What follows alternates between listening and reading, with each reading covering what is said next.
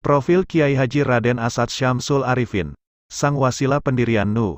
Salah satu riwayat awal pendirian Nahdlatul Ulama tidak terlepas dari peran Kiai Haji Raden Asad Syamsul Arifin.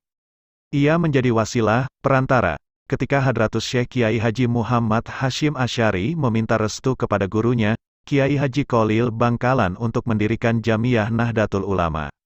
Santri Asad kala itu menjadi penyampai pesan Kiai Kholil Bangkalan kepada Kiai Hasyim Asy'ari. Asad yang saat itu menjadi santri Kiai Hasyim Asy'ari di Tebuireng diutus untuk menemui Kiai Kholil di Bangkalan, Madura. Sebelumnya, Asad juga nyantri di pesantren Kademangan asuhan Kiai Haji Kholil Bangkalan. Asad mengungkapkan bahwa petunjuk hasil dari istihoroh gurunya, Kiai Haji Hasyim Asy'ari justru tidak jatuh di tangannya untuk mengambil keputusan, melainkan diterima oleh Kiai Haji Kholil Bangkalan, yang juga guru Kiai Haji Hasyim Asy'ari. Ada dua petunjuk yang harus disampaikan oleh Asad sebagai penghubung atau wasilah untuk menyampaikan amanah Kiai Haji Kholil kepada Kiai Haji Hasyim Asy'ari. Hal itu merupakan bentuk komitmen dan takzim santri kepada gurunya apalagi terkait persoalan-persoalan penting dan strategis. Ditambah tidak mudahnya bola-bali dari Bangkalan ke Tebuireng di tengah situasi penjajahan saat itu. Petunjuk pertama, pada akhir tahun 1924 santri Asad diminta oleh Kiai Haji Kholil Bangkalan untuk mengantarkan sebuah tongkat ke Tebuireng. Penyampaian tongkat tersebut disertai seperangkat ayat Al-Quran Surat Taha ayat 17-23 yang menceritakan mukjizat Nabi Musa alaihi salam. Petunjuk kedua, kali ini akhir tahun 1925 santri Asad kembali diutus Kiai Haji Kholil Bangkalan untuk mengantarkan seuntai tasbih lengkap dengan bacaan Asmaul Husna. Ya Jabar, Ya Qahar. Berarti menyebut nama Tuhan yang Maha Perkasa, ke tempat yang sama dan ditujukan kepada orang sama yaitu Kiai Haji Hasyim Asy'ari. Setibanya di Tebuireng, santri Asad menyampaikan tasbih yang dikalungkannya dan mempersilakan Kiai Haji Hasyim Asy'ari untuk mengambilnya sendiri dari leher Asad.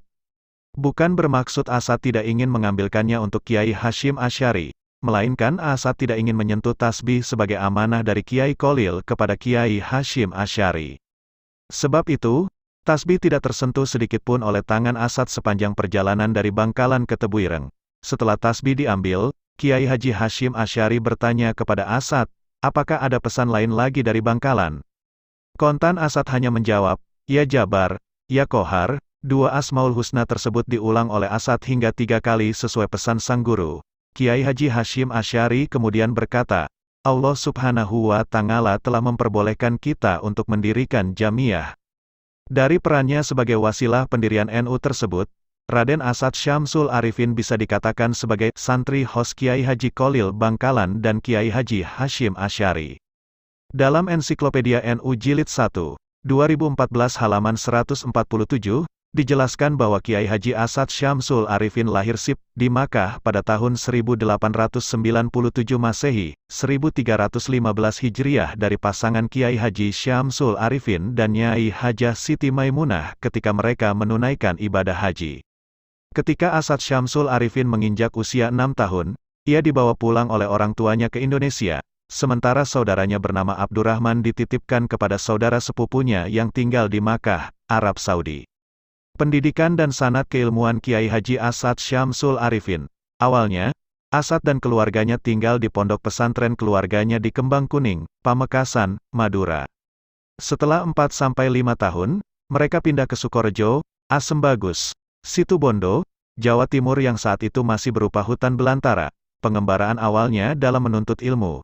Kiai Haji Syamsul Arifin mengirim Asad ke pondok pesantren Banyuanyar yang didirikan Kiai Haji Itsbat Hasan pada tahun 1785 Masehi.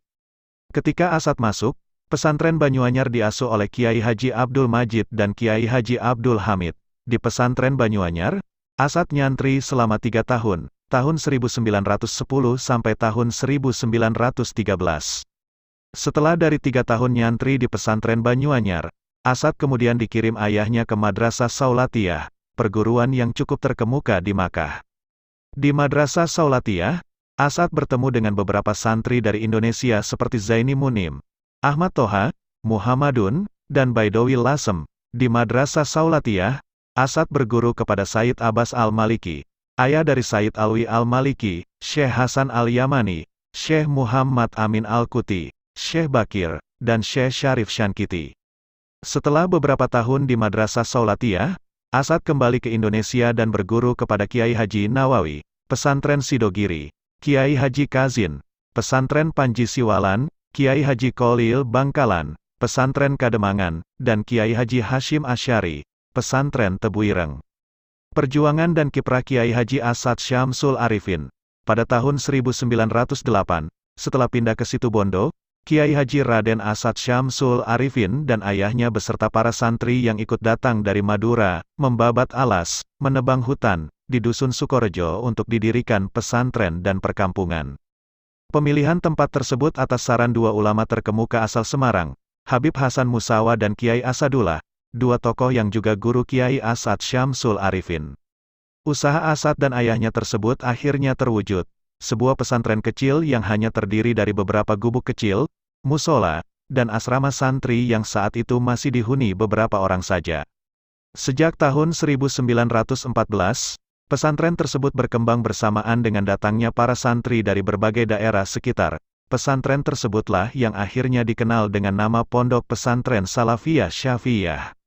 Sepeninggal sang ayah Kiai Haji Syamsul Arifin pada tahun 1951, kepengasuhan Pondok Pesantren Salafiyah Syafi'iyah diberikan kepada Kiai Asad. Di bawah asuhannya, Pondok Pesantren Salafiyah Syafi'iyah mengalami perkembangan yang cukup pesat, sehingga pada tahun 1968 berdirilah sebuah Universitas Syafi'iyah dengan Fakultas Tarbiyah dan Fakultas Dakwah. Saat ini Universitas Ibrahimi, juga sejumlah layanan pendidikan formal di berbagai jenjang.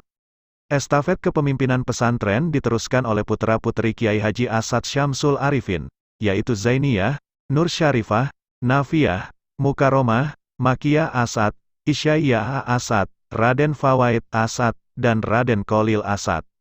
Saat ini, Kiai Haji Ahmad Azaim Ibrahimi, cucu Kiai Haji Asad Syamsul Arifin, menjadi pengasuh Pondok Pesantren Salafiyah Syafi'iyah, Kiai Haji Asad Syamsul Arifin.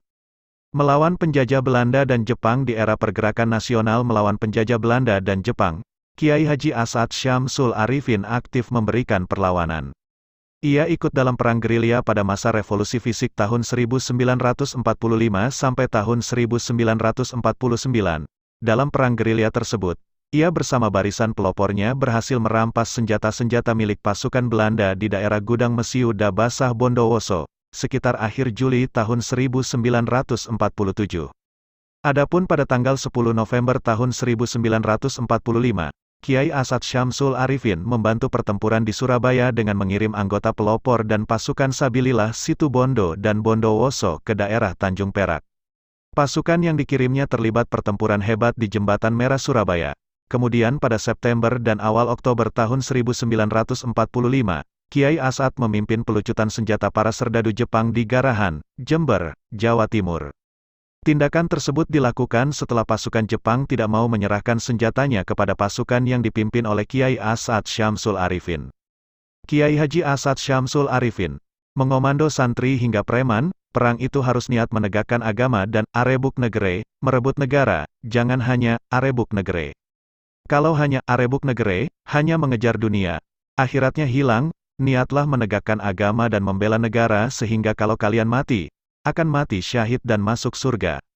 Pernyataan tersebut merupakan petuah dan motivasi perjuangan dari Kiai Haji Raden Asad Syamsul Arifin, tahun 1897 sampai tahun 1990, kepada pasukan santri, Hizbullah dan Sabilillah, dan pasukan pemuda yang awalnya menjadi preman, berandal, bajingan, dan jawara, pelopor, untuk melawan penjajah Belanda. Pernyataan tersebut tidak hanya menggelorakan semangat juang para pemuda di wilayah Tapal Kuda, tetapi juga menyadarkan bahwa membela tanah air seiring dengan kewajiban membela agama.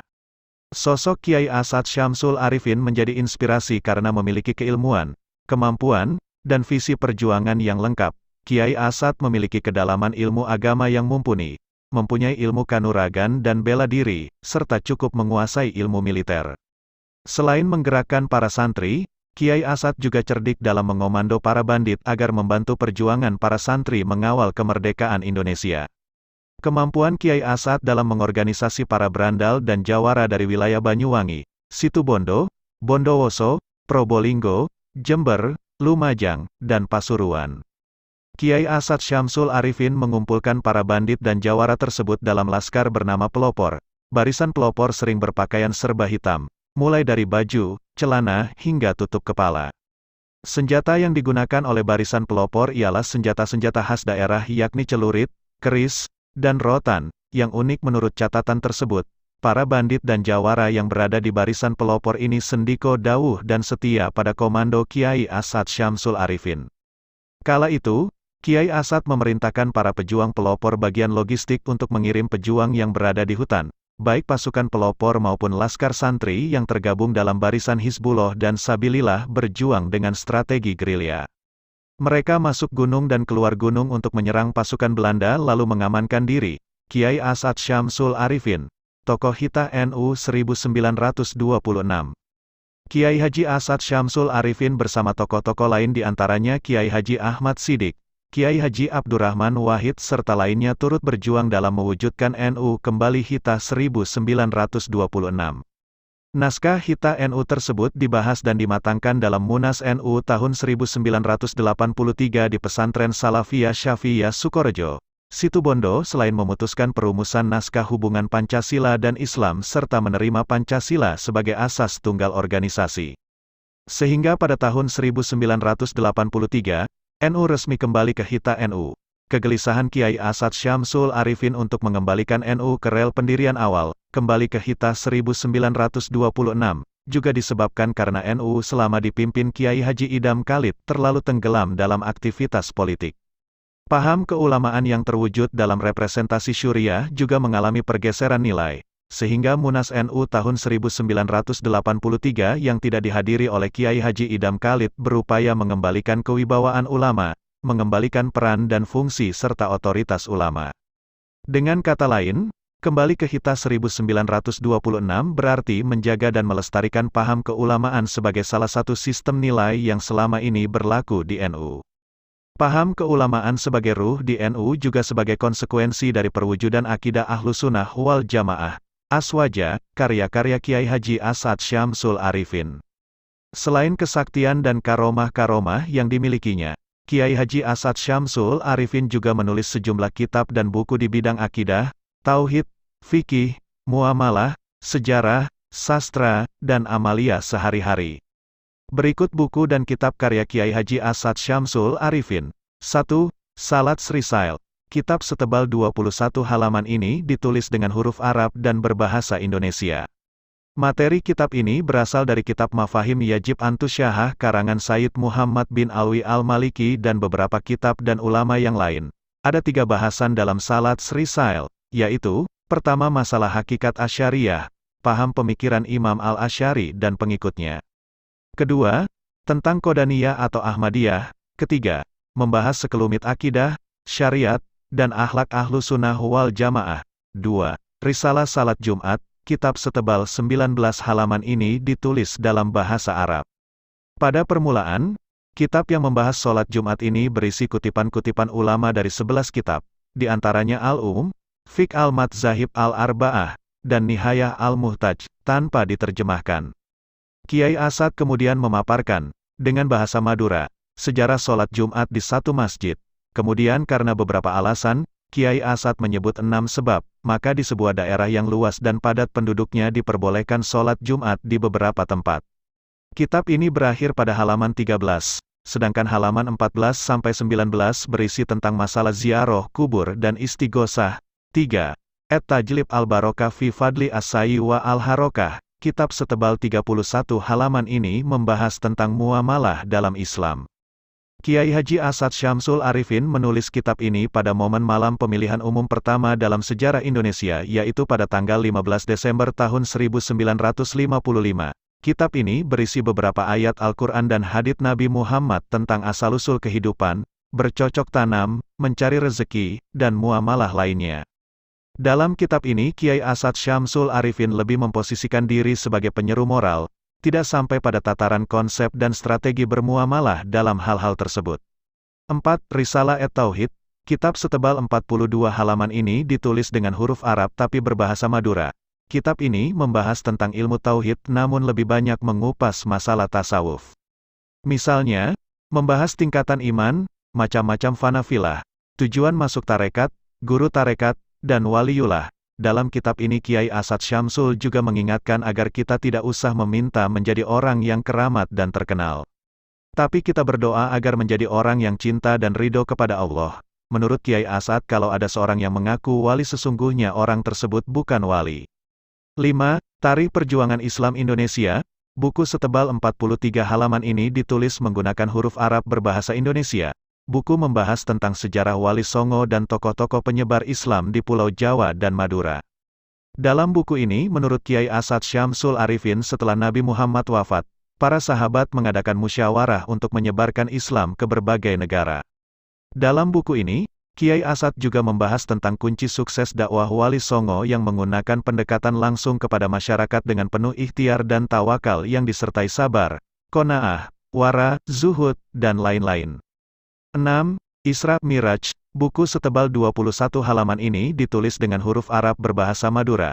Buku yang ditulis pada 27 Syawal 1391 H atau tanggal 17 Desember tahun 1971 ini membahas tentang perjalanan Isra Miraj Nabi Muhammad Shallallahu Alaihi Wasallam. 7. Syair Madura. Syair ini ditulis sebanyak 232 baris oleh Kiai Haji Asad Syamsul Arifin dengan huruf Arab dan berbahasa Madura. Syair ini ditulis pada bulan Ramadan, tahunnya tidak ditemukan. Buku ini memberikan informasi bahwa Kiai Asad Syamsul Arifin juga seorang penyair dan memiliki cita rasa seni. Hal itu mengingatkan kepada sosok Kiai Haji Hasyim Asy'ari, guru Kiai Asad. Kiai Haji Hasyim Asy'ari yang selama ini dikenal kepakarannya di bidang hadits ternyata juga seorang sastrawan. Hal itu diungkapkan oleh Muhammad Asad Syihab dalam bukunya Hadelratus Syekh Muhammad Hasyim Asy'ari, Perintis Kemerdekaan Indonesia, terjemah Kiai Haji Ahmad Mustofa Bisri, 1994, Asad Syihab, 1994 halaman 30, menjelaskan bahwa Kiai Hasyim Asy'ari merupakan seorang pembicara yang fasih dan termasuk sastrawan yang menonjol. Beliau dalam berbagai kesempatan sering membacakan syair dan beliau mempunyai kumpulan puisi-puisi panjang yang beliau baca sendiri dalam berbagai forum. Kiai Haji Hasyim Asy'ari juga memiliki banyak karangan dalam bidang sastra budaya. Kiai Haji Raden Asad Syamsul Arifin wafat pada tanggal 4 Agustus tahun 1990 di Sukorejo, Situbondo, Jawa Timur pada usia 93 tahun. Beliau dimakamkan di Kompleks Pondok Pesantren Salafiyah Syafiyah. Atas jasa serta perjuangan Kiai Asad, pemerintah Republik Indonesia menganugerahinya gelar pahlawan nasional pada tanggal 9 November tahun 2016. Gelar tersebut diberikan berdasarkan keputusan Presiden Republik Indonesia nomor 90, TK, tahun 2016, dikutip dari www.nu.or.id, oleh Fatoni Ahmad, redaktur NU Online.